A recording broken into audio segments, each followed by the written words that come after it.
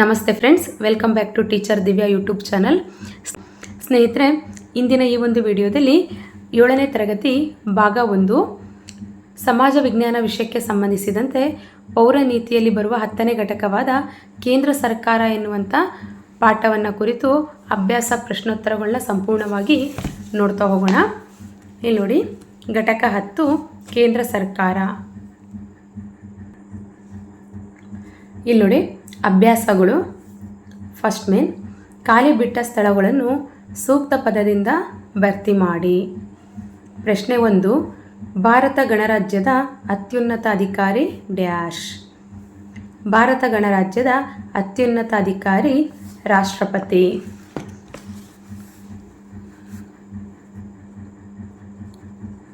ರಾಷ್ಟ್ರಪತಿ.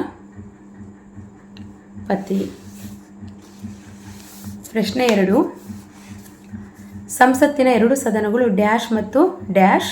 ಸಂಸತ್ತಿನ 2 ಸದನಗಳು, ಒಂದು ಲೋಕಸಭೆ, ಇನ್ನೊಂದು ರಾಜ್ಯಸಭೆ. ಸೊ ಆನ್ಸರು ಲೋಕಸಭೆ ಮತ್ತು ರಾಜ್ಯಸಭೆ.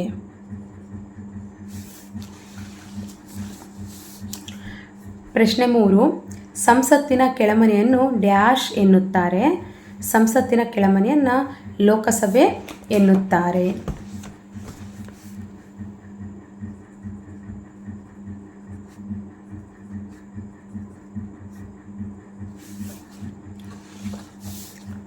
ನೆಕ್ಸ್ಟು ಪ್ರಶ್ನೆ 4, ರಾಜ್ಯಸಭೆಯ ಸದಸ್ಯರ ಅಧಿಕಾರಿ ಅವಧಿ ಅಂತಿದೆ.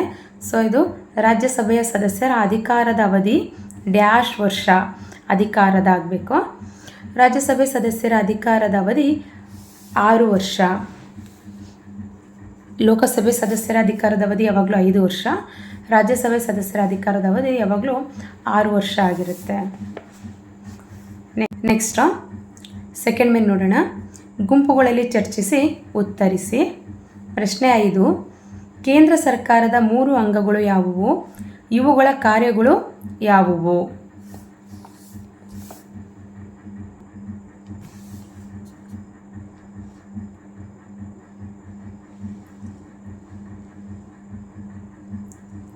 ಇಲ್ಲಿ ನೋಡಿ, 5ನೇದಕ್ಕೆ ಉತ್ತರವನ್ನು ನೋಡೋಣ.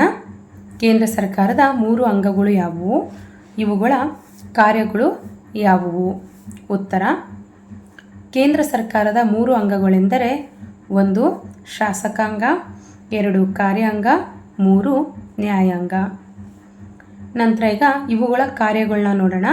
ಇವುಗಳ ಕಾರ್ಯಗಳು: 1 ಶಾಸಕಾಂಗ, ಶಾಸನಗಳನ್ನು ಅಥವಾ ಕಾಯಿದೆ ಕಾನೂನುಗಳನ್ನು ಮಾಡುವ ಕಾರ್ಯ. 2ನೇದು ಕಾರ್ಯಾಂಗ, ಶಾಸನಗಳನ್ನು ಆಡಳಿತದ ಮುಖಾಂತರ ಕಾರ್ಯರೂಪಕ್ಕೆ ತರುತ್ತದೆ. 3ನೇದು ನ್ಯಾಯಾಂಗ, ನ್ಯಾಯಾಂಗವು ನ್ಯಾಯ ನಿರ್ಣಯ ನೀಡುತ್ತದೆ. 5ನೇದಕ್ಕೆ ಉತ್ತರವನ್ನು ನೋಡಿದ್ವಿ. 5ನೇ ಪ್ರಶ್ನೆಗೆ ಉತ್ತರ. ಈಗ ಪ್ರಶ್ನೆ 6. ಪ್ರಶ್ನೆ 6, ಲೋಕಸಭಾ ಸದಸ್ಯರ ಅರ್ಹತೆಗಳು ಯಾವುವು? ಉತ್ತರ, ಲೋಕಸಭಾ ಸದಸ್ಯರ ಅರ್ಹತೆಗಳು: 1 ಭಾರತದ ಪ್ರಜೆಯಾಗಿರಬೇಕು. 2 ಕನಿಷ್ಠ 25 ವರ್ಷ ವಯಸ್ಸಾಗಿರಬೇಕು. 3 ಸರ್ಕಾರದ ಯಾವುದೇ ಹುದ್ದೆಯಲ್ಲಿರಬಾರದು. 4 ಮಾನಸಿಕ ಸ್ವಾಸ್ಥ್ಯ ಕಳೆದುಕೊಂಡಿರಬಾರದು. 5 ನ್ಯಾಯಾಲಯದಿಂದ ಜೈಲು ಶಿಕ್ಷೆಗೆ ಒಳಗಾಗಿರಬಾರದು. 6 ಅವರು ದಿವಾಳಿಯಾಗಿರಬಾರದು.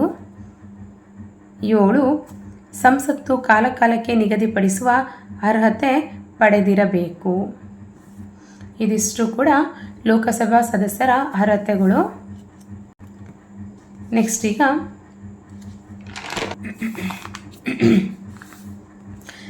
ಈಗ ಪ್ರಶ್ನೆ 7, ಸಂವಿಧಾನ ತಿದ್ದುಪಡಿ ಮಾಡುವ ಅಧಿಕಾರ ಯಾರಿಗಿದೆ? ಉತ್ತರ, ಸಂಸತ್ತಿಗೆ ಸಂವಿಧಾನ ತಿದ್ದುಪಡಿ ಮಾಡುವ ಅಧಿಕಾರವಿದೆ. ಯಾವಾಗಲೂ ಕೂಡ ಸಂವಿಧಾನವನ್ನು ತಿದ್ದುಪಡಿ ಮಾಡುವಂಥ ಅಧಿಕಾರ ಇರೋದು ಸಂಸತ್ತಿಗೆ. ಪ್ರಶ್ನೆ 8. ಪ್ರಧಾನಮಂತ್ರಿಯವರ ಮಹತ್ವವೇನು? ಉತ್ತರ: ಸಂಸದೀಯ ಪದ್ಧತಿಯಲ್ಲಿ ಪ್ರಧಾನಮಂತ್ರಿಯವರ ಪಾತ್ರ ಮಹತ್ವದಾಗಿದೆ. ಸೊ 1. ಲೋಕಸಭೆಯ ನಾಯಕರಾಗಿದ್ದಾರೆ. ಪ್ರಧಾನಮಂತ್ರಿ ಯಾವಾಗಲೂ ಲೋಕಸಭೆಯ ನಾಯಕರಾಗಿರ್ತಾರೆ. 2. ಖಾತೆಗಳ ಹಂಚಿಕೆ ಅಧಿಕಾರ ಇವರಿಗಿದೆ. ಇವರು ಯಾರಿಗೆ ಯಾವ ಖಾತೆಯನ್ನು ಕೊಡಬೇಕು ಅಂತ ಹೇಳ್ತಾರೋ, ಶಿಫಾರಸು ಮಾಡ್ತಾರೋ ಅದನ್ನು ರಾಷ್ಟ್ರಪತಿಯವರು ಅವರಿಗೆ ಆ ಖಾತೆಯನ್ನು ಹಂಚಿಕೆ ಮಾಡ್ತಾರೆ. ಸೊ ಹಾಗಾಗಿ ಖಾತೆಗಳ ಹಂಚಿಕೆ ಅಧಿಕಾರ ಯಾವಾಗಲೂ ಕೂಡ ಪ್ರಧಾನಮಂತ್ರಿಯವರಿಗೆ ಇರೋದು. ನೆಕ್ಸ್ಟ್ 3. ಸರ್ಕಾರದ ಮುಖ್ಯಸ್ಥರಾಗಿದ್ದಾರೆ. ಪ್ರಧಾನಮಂತ್ರಿಯವರು ನೈಜ ಸರ್ಕಾರದ ಮುಖ್ಯಸ್ಥರು. 4. ಸಚಿವ ಸಂಪುಟದ ಪುನರ್ರಚನೆಯ ಅಧಿಕಾರ ಇವರಿಗಿದೆ. 5. ವಿವಿಧ ಇಲಾಖೆಗಳಿಗೆ ಸಚಿವರನ್ನು ನೇಮಕ ಮಾಡುವಂತೆ ರಾಷ್ಟ್ರಪತಿಯವರಿಗೆ ಶಿಫಾರಸು ಮಾಡುತ್ತಾರೆ. 6. ಸಚಿವರನ್ನು ಪದಚ್ಯುತಗೊಳಿಸುವಂತೆ ರಾಷ್ಟ್ರಪತಿಯವರಿಗೆ ಶಿಫಾರಸು ಮಾಡುತ್ತಾರೆ. ಸೊ ಇದಿಷ್ಟು ಕೂಡ ಪ್ರಧಾನಮಂತ್ರಿಯವರ ಮಹತ್ವ.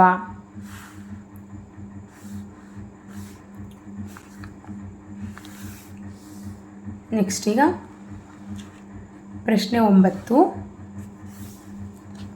ಕೇಂದ್ರ ಮಂತ್ರಿಮಂಡಲ ಹೇಗೆ ರಚನೆ ಆಗುತ್ತದೆ? ಉತ್ತರ: ರಾಷ್ಟ್ರಪತಿಯವರು ಚುನಾವಣೆಯಲ್ಲಿ ಬಹುಮತ ಪಡೆದ ನಾಯಕನನ್ನು ಪ್ರಧಾನಮಂತ್ರಿಯಾಗಿ ನೇಮಕ ಮಾಡುತ್ತಾರೆ. ಆನಂತರ ಪ್ರಧಾನಮಂತ್ರಿಯವರ ಸಲಹೆಯ ಮೇರೆಗೆ ಉಳಿದ ಸಚಿವರ ನೇಮಕ ಮಾಡುತ್ತಾರೆ. ಪ್ರಧಾನಿ ಮತ್ತು ಸಚಿವರು ಸೇರಿ ಕೇಂದ್ರ ಮಂತ್ರಿಮಂಡಲ ರಚನೆಯಾಗುತ್ತದೆ.